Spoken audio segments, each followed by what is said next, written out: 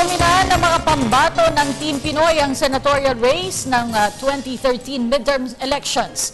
Ito ay kasunod ng pagkakapanalo ng 9 na Team Pinoy senatorial candidates habang 3 naman mula sa United Nationalist Alliance o UNA. Para sa detalye naritong ulat ni Dennis Cortez. Dinomina ng Team Pinoy ang 9 na pwesto sa Magic 12 ng Senado. Matapos ang walang humpay na pag-endorso ng Pangulo, 9 mula sa Team Pinoy ang sasabay sa tuwid na daan sa mataas na kapulungan. Nanguna sa listahan ng anak ni Fernando Poe Jr. na si Grace Polia Manzares. Hindi rin nagpahuli ang kilalang environmental advocate at senador na si Loren Legarda. Uupo rin sa pwesto ang kilalang abogado at kumpanyero sa Senado na si Alan Peter Cayetano. Ang independent candidate na si Chis Escudero pasok din sa Magic 12. Si Sani Angara na dating prosecutor sa impeachment ni Corona, kabilang din sa nanalo.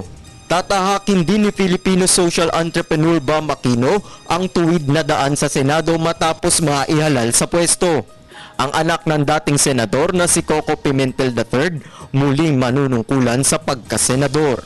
Inihalal din ng taong bayan ng may bahay ni Senator Manny Villar na si Cynthia Villar at dating Navy Lieutenant Antonio Trillanes. Samantala, 3 kandidato mula sa United Nationalist Alliance ang ipinroklama bilang senador.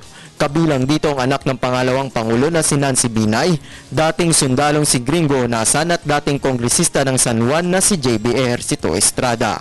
Para sa Telebisyon ng Bayan, Dennis Cortez.